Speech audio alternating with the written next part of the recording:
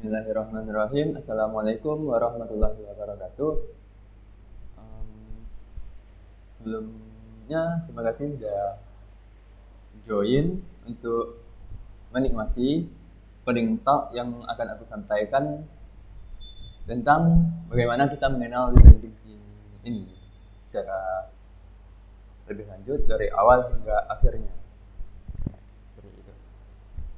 Nah, di sini itu kita juga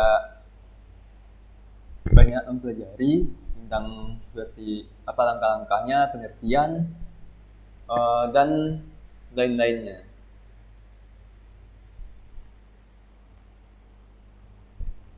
Oke, sebelumnya itu aku izin memperkenalkan diri terlebih dahulu. Perkenalkan, aku Muhammad Fauzan Al-Khairi, yang mana aku seorang mahasiswa di Universitas Negeri Padang dengan jurusan informatika yang saat ini memiliki ekspektasi wisudanya itu pada tahun 2024 nanti. Nah, dengan yang hal aku pelajari di informatika itu banyak banyak ya, seperti konsep dasar-dasar tentang dunia teknologi dan lain-lainnya. Namun aku memfokuskan pada bidang studi yang aku dalami itu di bagian UI UX design, karena kan itu juga karena UI UX design itu berkaitan dengan dunia produk, maka aku melanjutkan internship di Uda Coding sebagai UI UX design. Nah, di Uda Coding ini aku juga banyak mempelajari tentang langkah-langkah yang perlu aku lakukan dalam dunia UI UX design, yang saat ini juga aku mengerjakan desain untuk app tukang, yang mana di app tukang itu memiliki dua sisi. Yang pertama dari sisi klien si tukang dan juga dari sisi tukangnya itu tersendiri. Nah, di bagian app tukang ini aku berfokus di bagian UI-nya, sedangkan pada proyek kedua itu lebih ke arah app travel. Nah, di app travel ini aku sudah mencakup di bagian UX dan UI-nya.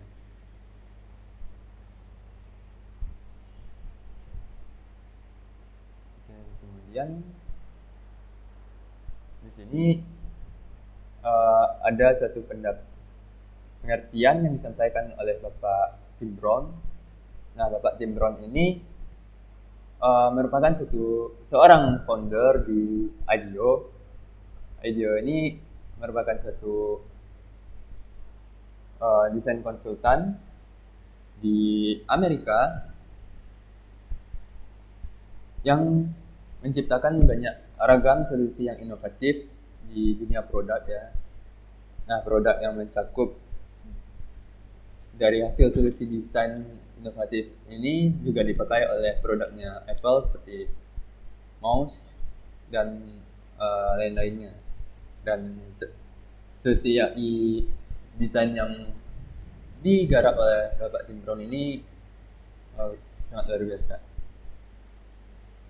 Dari hasil portofolio-nya Bapak Tim Brown sebagai founder dan konsultan di konsultan desain, tepatnya perusahaan itu. Nah, design thinking dari Bapak Tim Brown ini adalah suatu pendekatan yang berpusat pada manusia dengan inovasi yang diambil dari perangkat desainer untuk mengintegrasikan kebutuhan manusia yang mencakup kemungkinan teknologi dan gimana mencapainya persyaratan agar tercapainya bisnis itu perusahaan. Nah, di sini ada 3 highlight utama yang kita dapatkan, yaitu dari segi human, kemudian teknologi, dan bisnisnya. Nah, di sini tuh 3 highlight utama ini merupakan tiga arasiran, yang mana skop yang kita lakukan dengan design thinking ini berada di tengah-tengah, yang ada pada segi aspek manusianya atau human, kemudian teknologi dan bisnisnya. Jadi bisa dapat kita simpulkan design thinking ini merupakan suatu evolusi yang didapatkan dari suatu proses human centered design, atau dikenal dengan suatu pendekatan yang berpusat pada manusia itu sendiri, yang dapat kita gunakan dalam menciptakan suatu inovasi dalam produk yang sedang kita bangun. Nah, design thinking ini nggak harus berkaitan dengan produk, namun juga bisa kita kerjakan dalam kehidupan sehari-harinya, dari dalam kehidupan sehari-hari kita juga, seperti itu.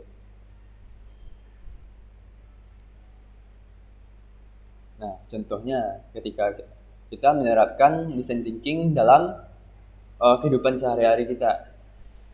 Nah, kasusnya itu si Ani ini sering datang terlambat ketika hendak pergi bekerja.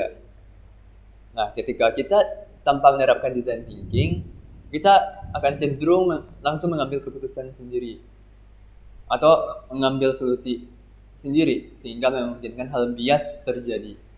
Contohnya menyuruh dia berangkat lebih awal atau mengambil rute lain.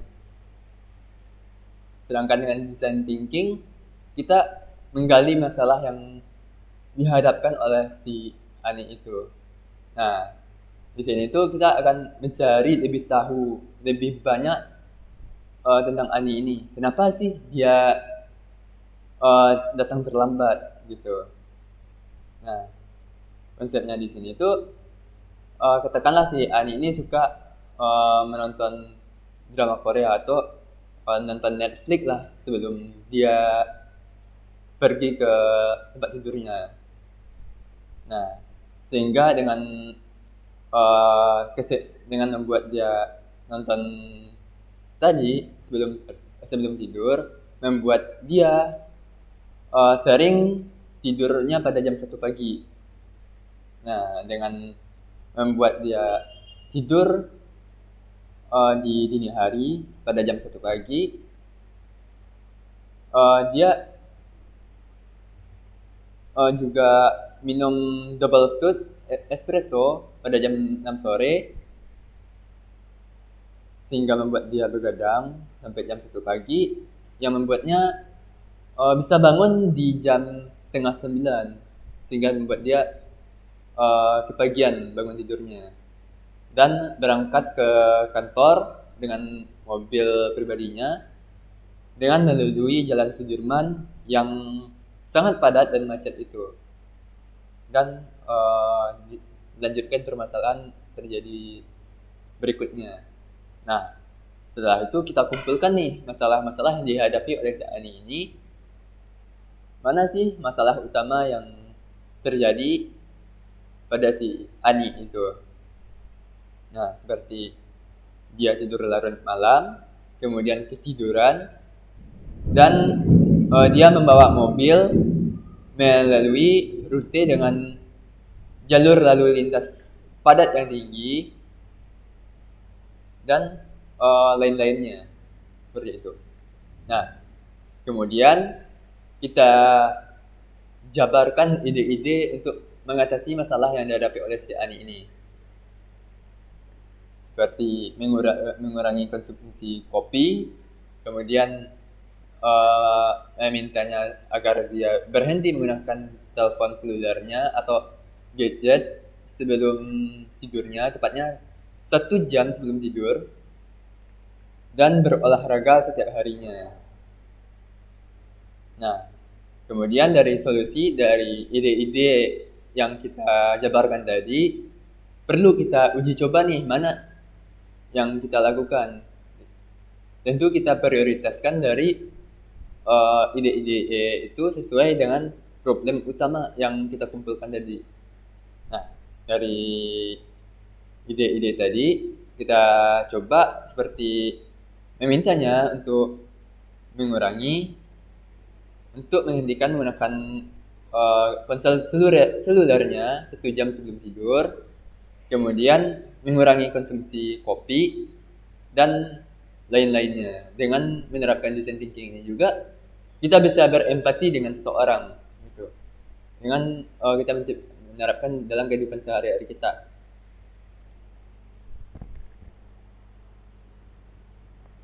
Nah, design thinking ini dari interaction design foundation, pengertiannya itu adalah suatu proses non-linear dan dilakukan secara berulang yang digunakan tim untuk memahami pengguna, untuk melakukan challenge terhadap asumsi diri kita dan mendefinisikan ulang masalah yang terjadi, kemudian menciptakan solusi inovatif untuk membuat prototipe dan mengujinya. Nah, yang melibatkan 5 fase seperti empathize, define, ideate, kemudian ada prototype dan testing. Yang paling berguna untuk mengatasi masalah yang tidak kita ketahui. Itu. Nah, maksud dari proses non-linear ini, kita nggak harus memulainya dari tahapan empathize.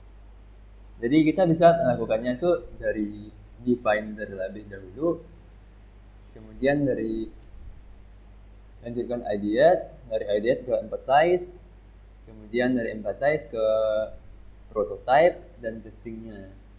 Jadi nggak harus dari empathize yang dilakukan harus secara terstruktur seperti itu. Nah, mungkin akan ada pertanyaan, apa sih Interaction Design Foundation ini? Nah, Interaction Design Foundation ini adalah suatu organisasi di bidang pendidikan yang mana dia bisa diakses oleh semua orang, yang mana pengaksesannya ini dilakukan secara gratis dan bisa kita akses pendidikan di sana secara gratis.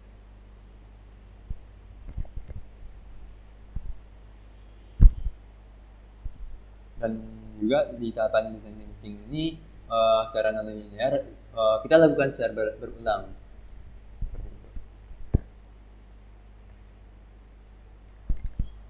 Nah, kemudian kita masuk ke human centered design. Nah, di human design centered design ini ada berupa discover, define, design, prototype dan test. Dan yang terakhir yaitu tahapan plan dan implement. Nah, untuk bagian scope double diamond itu pada bagian discover, dan define, design dan prototype.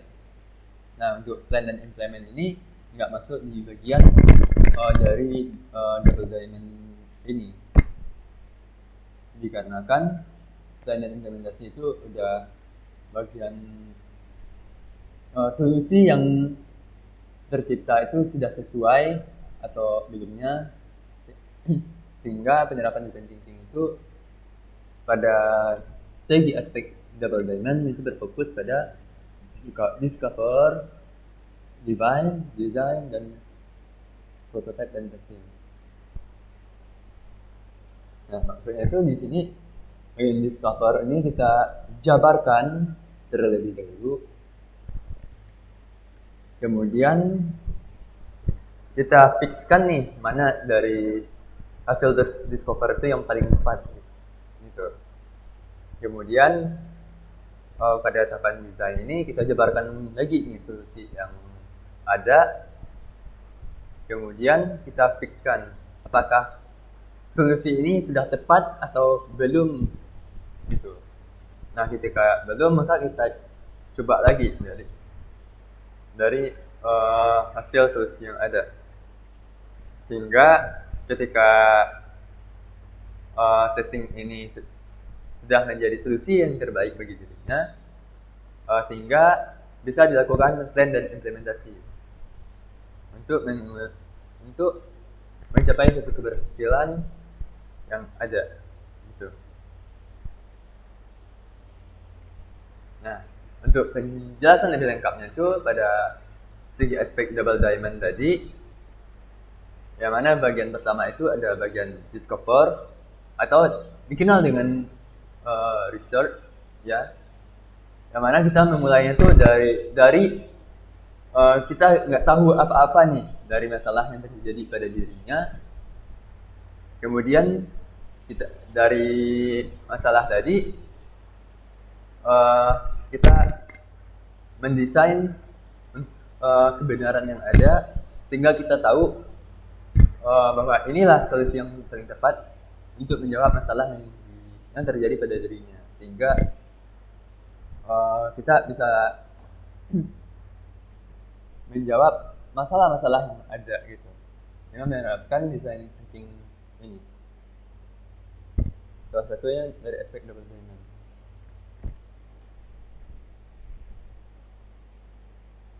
Nah, di bagian discover tadi kan ada, bisa dibilang ada bagian research. Yang pertama kita itu adalah melakukan briefing atau kita diskusikan masalah itu dengan orang yang kita tuju itu.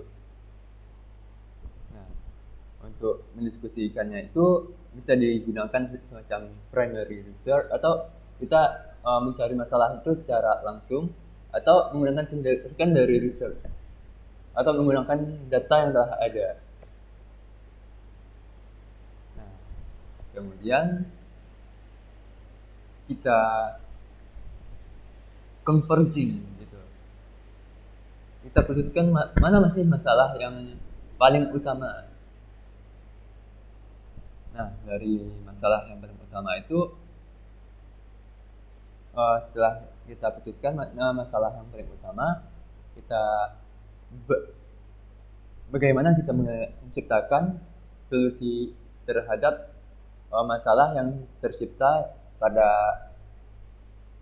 sebelumnya, yang kita dapatkan dari data-data yang sebelumnya yang telah kita kumpulkan itu. Nah, itu mempertanyakan bagaimananya itu bisa dikenal dengan HMW atau HMW gitu ya. Nah, kemudian ada lagi tahapannya, yaitu berupa develop atau dikenal dengan ideation gitu. Dengan mengambil konsep diverging, kita jabarkan masalah kita itu, kita buka pikiran kita gitu, open mind terhadap solusi dari masalah itu. Jadi solusinya itu nggak harus satu, jadi solusinya itu banyak. Kita kembangkan solusi-solusinya. Jadi semakin liar itu semakin bagus untuk menjawab masalah yang telah kita kumpulkan. Setelah itu kita converging lagi gitu. Kita tutup rapat-rapat serapat-rapatnya. Mana sih solusi yang terbaik dari solusi-solusi yang kita jabarkan ini tadi gitu.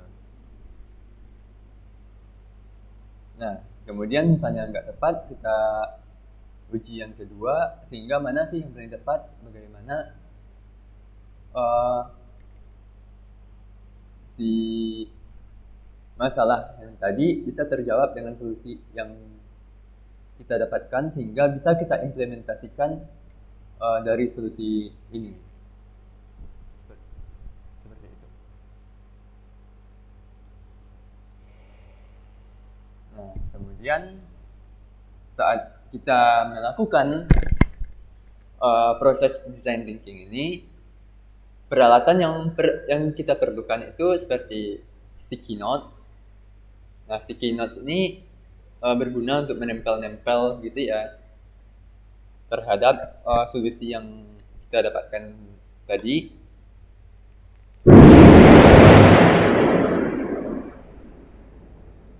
kemudian ada notebook. Pada saat kita briefing itu pasti kita ada satu mencatat-catat. Dengan adanya notebook ini juga bisa berkaitan dengan sticky note untuk memberikan jawaban terkait ide tersebut. Kemudian dalam satu briefing itu diperlukan papan tulis yang mana sebagai suatu objek, yang mana objek ini untuk perantara sticky note ini bisa ditempelkan di papan tulis. Dan juga nggak harus papan tulis itu sendiri, bisa juga di dinding dan di kaca-kaca yang besar gitu. Seperti itu. Nah, kemudian perlu ruangan yang kondusif. Dengan adanya ruangan kondusif ini kita bisa diskusi lebih tenang, lebih bagus ya. Seperti itu.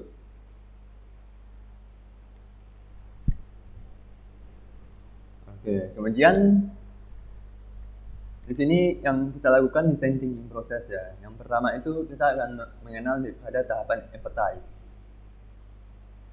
Apa sih tujuan empathize ini? Nah, tujuan empathize ini bisa membantu kita sebagai desainer untuk mencari tahu seperti apa pandangan dan kebutuhan dari target user kita dengan research sebelumnya. Untuk mendefinisikan apa sih problem statement dan melakukan ideate setelah empathize ini. Nah, dengan adanya empathize ini kita juga bisa mengetahui psikologi seseorang secara nggak langsung gitu. Dikarenakan kita melakukan riset lebih mendalam terkait masalah yang terjadi. Kita bisa lebih empati dengan seseorang gitu.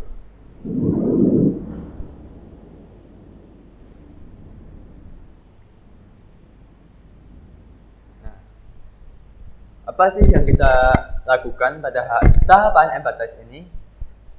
Nah, tahapan empathize ini ada 4 cara, yaitu menggunakan data analyze, kemudian melakukan survei pengguna, kemudian melakukan interview dan melakukan FGD.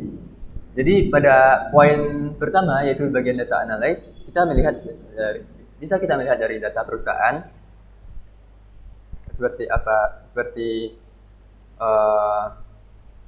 jumlah aktif usernya, apakah monthly active user, weekly active user, ataupun seperti daily active usernya, kemudian dan lain-lainnya melalui tahapan analisis data yang ada pada perusahaannya. Kemudian dengan melalui survei pengguna, bisa kita melakukan survei pengguna itu secara online, apakah itu melalui Google Form atau semacamnya. Jadi untuk survei pengguna ini ketika kita menguji itu bisa menggunakan semacam Maze juga bisa, ataupun tool semacamnya juga yang semacam Maze ketika kita melakukan tahapan testing itu. Dengan tools yang ada pada tahapan testing, kita juga tahu mana sih yang paling sering diklik oleh user ini gitu. Nah, kemudian kita juga bisa melakukan in-depth interview atau dikenal dengan IDI, yang mana kita melakukan secara one-on-one dengan seseorang, yang mana kita bisa menggali lebih dalam terhadap masalah yang dihadapi oleh orang tersebut. Dengan in-depth interview ini juga kita bisa meningkatkan aspek empati dari diri kita sendiri. Kita bisa mengetahui dan mengenal dirinya lebih dalam dan merasakan apa yang dirasakan oleh orang itu. Kemudian ada lagi di bagian FGD ini, yaitu berupa kita mengumpulkan 3 hingga 7 orang dalam satu ruangan. Tapi 7 orang itu udah kebanyakan sih, jadi disarankan itu 3 hingga 5 orang pada tahapan focus group discussion ini. Dan bagian focus group discussion ini bisa dibilang tidak efektif dikarenakan sering dan rawan terjadinya akan hal bias. Dikarenakan seorang yang bisa dikatakan pasif bisa mengikuti apa yang dikatakan oleh orang pertama sebelumnya gitu, dan akan ikut-ikut dari masalah yang dihadapi oleh si FGD. Jadi bisa dibilang si user yang pertama bilang masalah yang terjadi itu adalah ketika dia lagi depresi, ketika dia mengalami kekecewaan dalam time manajemennya, atau ada hal yang mengganggu dirinya sehingga menurunkan aspek dirinya, membuat yang awalnya naik menjadi turun, sehingga user kedua pun melihat hal tersebut menyampaikan hal yang sama dan dilakukan secara berulang, bukan dari persepsi dari dirinya, keluhan dari dirinya sendiri gitu, melainkan mengikuti atau mengekor dari orang yang pertama tadi, lebih ke mengiyakan aja yang ada pada user pertama atau user yang sebelumnya, sehingga hal yang bias itu terjadi gitu. Jadi hal yang paling efektif itu dari aku sendiri menyarankan pada aspek data analisis, kemudian melakukan survei pengguna dan melakukan in-depth interview gitu. Jadi FGD itu bukan hal yang relevan, nggak relevan sih. Tapi bisa kita gunakan, tapi kurang lah ketika kita melakukan tahap empathize.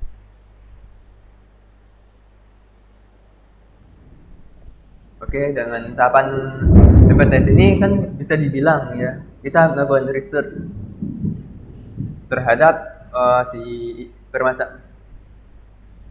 terhadap si user untuk mendapatkan masalah-masalah yang ada gitu.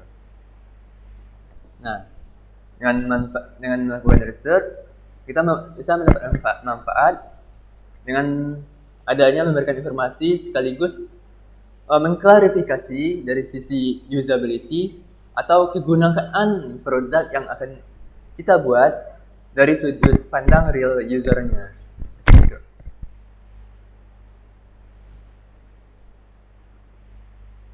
Kemudian pada tahapan define, untuk tahapan define ini kita lebih ke arah kita mengumpulkan semua masalah itu terjadi gitu. Jadi kita kumpulkan semuanya pada satu bagian, satu kelompok gitu, satu bagian yang skop lingkungannya itu adalah masalah aja gitu pada tahapan desain ini. Nah, dengan hal yang perlu kita lakukan yaitu mendefinisikan permasalahan yang dihadapi oleh user kita, kemudian membuat how might we. Nah, tadi nih kita udah kumpulkan ya masalah-masalah yang terjadi pada user, dan kemudian kita definisikan apa sih masalah-masalah utama yang dihadapi oleh user gitu, apa problem utamanya sehingga masalah itu terjadi pada usernya. Nah, kemudian kita memikirkan bagaimana ya membuat itu sebagai solusi gitu. Bagaimana kita membuat titik-titik gitu. Jadi titik-titiknya itu adalah bagian dari menjawab masalah yang terjadi gitu. Bagaimana menciptakan solusi dari masalah yang kita dapatkan. Nah, pain point dari user. Nah, Dan poin ini merupakan bagian dari pattern define tadi ya. Nah, dan poin itu merupakan kumpulan yang mana masalah-masalah itu terjadi, kita kumpulkan dalam satu scope yang lingkungannya isi masalah saja. Ketika kita briefing dengan tim, kita bisa melakukan vote gitu dengan tim kita. Mana sih masalah yang utamanya gitu.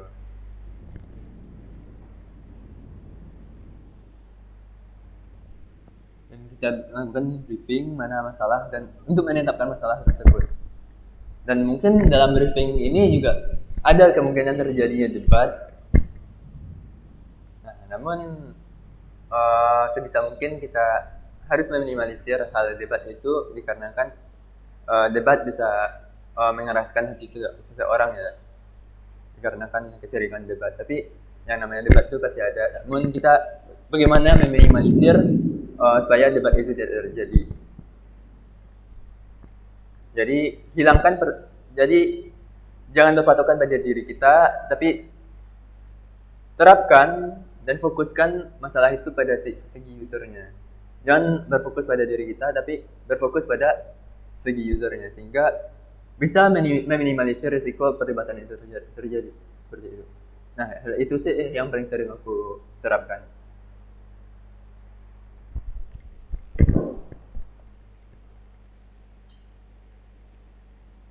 Nah, untuk bagian Home We ini,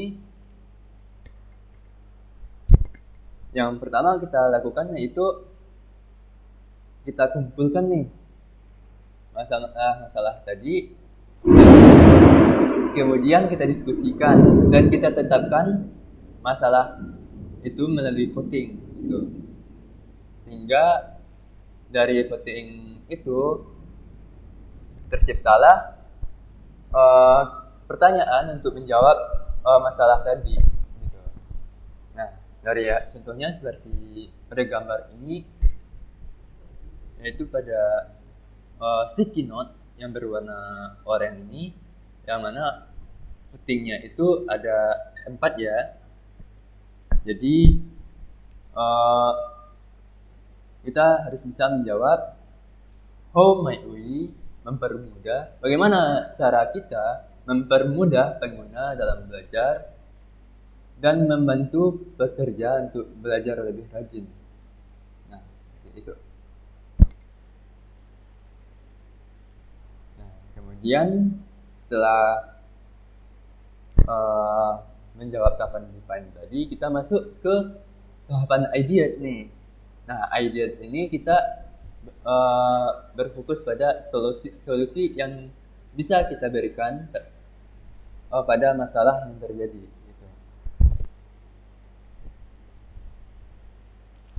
Nah, bagian ideate ini yang perlu kita kerjakan, yang pertama itu adalah memulai brainstorming dengan tim kita berdasarkan how might we. Kemudian kita diskusikan ide solusi yang akan diberikan, apakah bisa menjawab how might we ataukah belum. Kemudian kita membuat gambaran kasar atau berupa wireframe dengan menggunakan Crazy 8. Nah, untuk bagian brainstorming ide ini kita jabarkan sebanyak-banyaknya gitu, ide-ide pada masalah yang kita kumpulkan. Jadi semakin banyak ide, semakin liar ide kita itu akan lebih baik ya, sesuai yang aku bilang sebelumnya. Kemudian kita brainstorming, kita jelaskan kenapa ide ini adalah bisa menjawab terhadap masalah yang kita kumpulkan tadi berdasarkan format we dengan tim tentunya. Kemudian membuat gambaran kasar wireframe ini berupa kerangka kasar yang mana suatu rancangan bentuk rangkaian. Contohnya dalam diri kita itu kan gambaran kasarnya ada berupa tengkorak ya. Nah, seperti itu, ada berupa gambaran kasar terhadap suatu produk.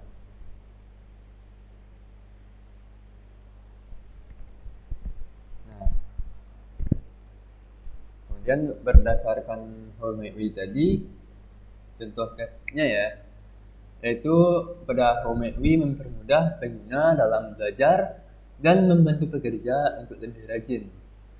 Jadi solusi-solusi ini ada banyak ragamnya, seperti adanya fitur gamification untuk membuat pengguna lebih rajin belajar, kemudian sistem leaderboard mingguan untuk memacu pengguna lebih giat belajar, dan lain-lainnya sampai ke bagian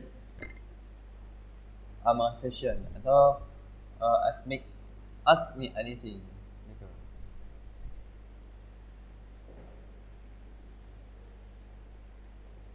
Kemudian setelah pada tahapan kita menjabarkan ide-ide tersebut, kita bisa melakukan tahapan affinity diagram. Nah, affinity diagram ini bisa dibilang kita mengelompokkan solusi-solusi tersebut itu dalam satu kelompok kecil ya. Contohnya di bagian gamification. Nah, gamification itu berupa apa sih keunggulan atau faktor pembeda antara produk kita dengan produk yang lainnya, seperti itu. Kemudian dan seterusnya. Nah, setelah kita melakukan affinity diagram, kita melakukan tahapan prioritas gitu. Nah, untuk skala prioritas itu berdasarkan diskusi kita dengan tim mana sih yang paling utama gitu untuk menjawab permasalahan yang ada, untuk menjawab bagian Homeway, bagian ide-ide itu untuk menjawab Homeway terhadap masalah yang terjadi. Nah, dengan adanya prioritas ini kita bisa mendapat dukungan dari stakeholders. Maksud dari stakeholders itu pemangku kepentingan gitu. Contohnya dalam tim itu yang ada dalam tim itu adalah para stakeholders gitu. Apakah itu desainer atau engineer, itu masih dalam lingkup skala stakeholders. Ataupun misalnya ada bagian tim desainer, ada si A, ada si B, itu masih dalam scope stakeholders. Kemudian dengan adanya skala prioritas ini pasti bisa dikatakan memberikan visi yang bisa menginspirasi dalam tim. Kemudian bisa meminimalkan risiko pembangunan sesuatu yang tidak diinginkan oleh siapapun. Jadi dengan ide-ide ini kan banyak ya ragamnya. Jadi skala prioritas itu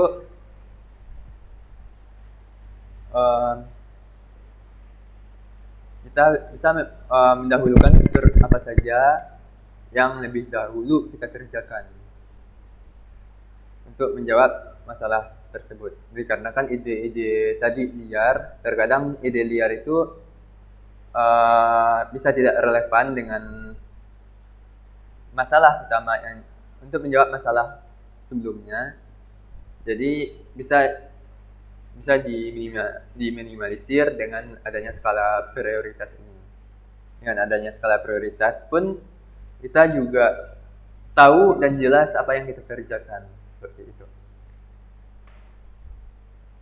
Nah, kemudian ragam macam skala aspek prioritas itu ada banyak framework yang diperlukan. Ada banyak jenisnya. Tapi yang sebanyak itu nggak mungkin kita terapkan semuanya. Jadi yang kita bahas itu cuma beberapa aja. Contohnya bagian value dan value versus effort. Nah, value ini berarti bagian ke atas dan effort ini ke samping ya. Nah, untuk bagian aspek value versus effort ini yang kita kerjakan itu berfokus saja pada bagian effort yang kita kerjakan itu sedikit, tapi memiliki nilai yang besar. gitu. Jadi kita bisa menghemat banyak waktu juga seperti itu. Berfokus pada effort yang dibutuhkan itu sedikit, namun menghasilkan nilai yang besar. Nah, di bagian value-nya besar dan effortnya kecil, di bagian value-nya besar, namun effortnya besar juga, bisa kita deliver pada tahapan nantinya.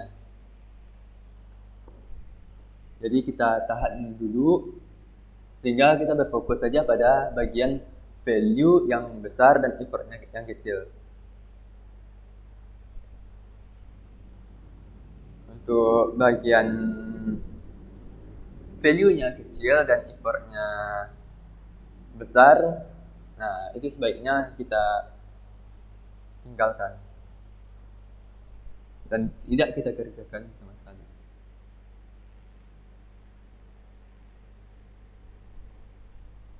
Nah, kemudian ada lagi nih bagian race score matrix. Untuk race score matrix ini didapatkan berdasarkan reaksi yang kita dapatkan, itu seperti berapa banyak user yang terlibat nantinya. Kemudian impact ini berupa kita melakukan spekulasi seberapa besar pengaruhnya kepada si user tersebut. Kemudian confidence ini berapa skor yang kita berikan terhadap masalah tersebut, terhadap solusi tersebut, lebih tepatnya. Nah, skala range confidence ini pada 0 hingga 100. Nah, kemudian ada effortnya lagi gitu. Nah, effortnya itu semakin besar angkanya, itu semakin banyak makan waktu, dan semakin kecil angkanya, semakin sedikit makan waktu. Nah, seperti ini. Nah, untuk rumus race score ini kita melakukan kalkulasi react dikali impact dikali confidence dan dibagi effort, maka dapatlah skornya seperti ini.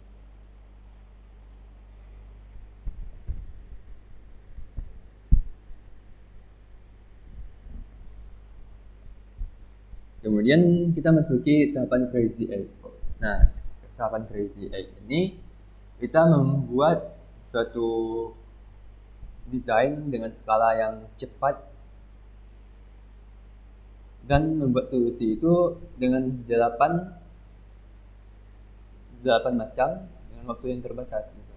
Nah, bagian Crazy 8 ini biasanya dikerjakan pada satu kertas APS yang dilipat 8, yang mana masing-masing kotak-kotaknya ini terdapat satu gambaran solusinya gitu. Jadi bagian Crazy 8 ini nggak harus berfokus pada rangkaian kasar aja, namun juga bisa membuat satu solusinya berupa storytelling yang dibuat secara 8 rangkaian ini, 8 lipatan kertas HPS ini dalam kurun waktu 8 menit. Nah, kemudian yang dilakukan pada tahapan prototype. Nah, pada tahapan prototype ini kita membuat satu interface dari hasil Crazy 8 ini. Kemudian menyusun UI menjadi sebuah flow atau menjadi suatu proses yang sesuai dengan solusi tadi gitu. Kemudian membuat prototype yang dapat kita gunakan pada tahapan testing. Nah, untuk prototype ini berupa tahapan demo ya, yang akan kita kerjakan untuk tahapan testing, apakah solusi yang kita berikan itu apakah sesuai dengan masalah, apakah bisa memberikan jawaban terhadap masalah yang terjadi. Gitu. Kemudian kita masuki pada tahapan testing nih. Nah, pada tahapan testing ini lebih ke arah kita menguji apakah solusi yang kita tawarkan ini apakah relevan ataukah sesuai untuk menjawab masalah yang kita dapatkan. Seperti itu. Nah, yang kita kerjakan pada tahapan prototype tentunya. Prototype testing. Maksudnya pada testing ya. Nah, pada tahapan testing ini kita mengevaluasi ide solusi dengan testing. Nah, dengan tahapan testing ini kita akan menguji kelayakan dengan si usernya gitu. Nah, untuk menguji itu pasti ada pendapat dari si usernya. Kemudian apakah bisa menjawab atau tidak. Setelah ternyata tidak, maka kita melakukan evaluasi dan memperbaiki solusi yang kita berikan itu sehingga bisa menjawab masalah yang terjadi. Nah, kemudian melakukan interview apakah secara online atau secara offline ataupun melakukan online survei untuk melakukan testing. Nah, untuk bagian interview itu secara testingnya itu dari aku sendiri menyarankan lebih baik kita menggunakan Indeed interview karena kita akan puas dengan jawaban apakah solusi kita itu bisa menjawab masalah yang terjadi pada si usernya. Kemudian ada online survey. Nah, untuk online survey itu bisa menggunakan dengan Maze dan tools semacamnya.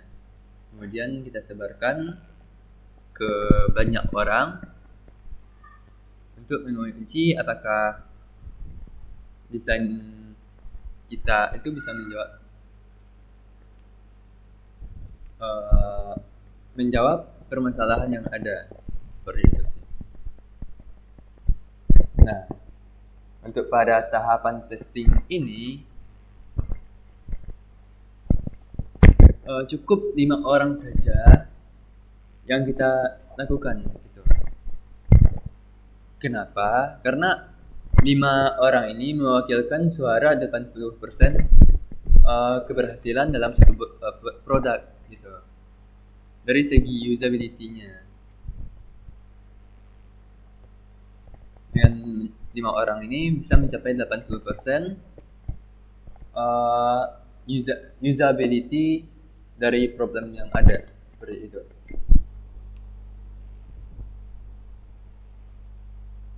Nah, perlu diketahui untuk testing ini adalah tahapan yang paling penting dikarenakan ketika mendesain solusi ide tersebut. Nah, pada setiap asumsi, ide atau perubahan tampilan juga perlu diklarifikasi tentang dengan adanya testing ini juga. Perlu diketahui user testing dan usability testing itu sangat berbeda ya. Nah, untuk user testing itu kita melakukan berfokus pada segi keberhasilan produknya dan segi usability-nya, sedangkan usability testing itu kita berfokus pada usability-nya saja. Seperti itu. Jadi jangan sampai terbalik bahwa jangan sampai kita berbilang bahwa usability testing dan user testing itu sama. Namun sebenarnya itu berbeda. Usability testing berfokus pada usability atau segi kegunaan, sedangkan user testing itu berfokus pada segi keberhasilannya. seperti rank keberhasilannya tuh berapa persen keberhasilannya atau semacamnya seperti itu. Oke, kemudian di sini Om Steve Jobs, berdasarkan dari desain thinking ini, Om Steve Jobs berpendapat bahwa desain itu tidak hanya pada apa yang dilihat dan apa yang dirasakan, namun desain itu bagaimana itu bekerja, seperti itu. Jadi konsep desain ini sudah berkembang, yang awalnya itu apa yang kita lihat dan apa yang dirasakan, namun sekarang ini yang lebih relevannya itu bagaimana suatu rancangan itu bekerja, suatu produk itu bekerja, seperti itu. Jadi apakah orang-orang terdahulu sebelum kita itu mungkin dikarenakan ada berfokus pada estetika, apakah yang terlihat cantik dan bagusnya untuk meningkatkan estetika saja, sekarang desain itu sudah mencakup banyak hal dan bagaimana bisa bekerjanya suatu produk sekarang ini menurut dari Om Steve Jobs itu sekarang, seperti itu. Oke, terima kasih telah meluangkan waktunya untuk mendengar obrolanku pada sisi Coding Talk bersama Uda Coding.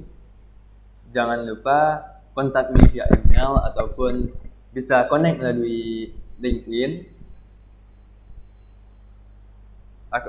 Terima kasih sebelumnya, kurang lebih mohon maaf. Aku tutupi dengan wabillahi taufiq wal hidayah. Assalamualaikum warahmatullahi wabarakatuh.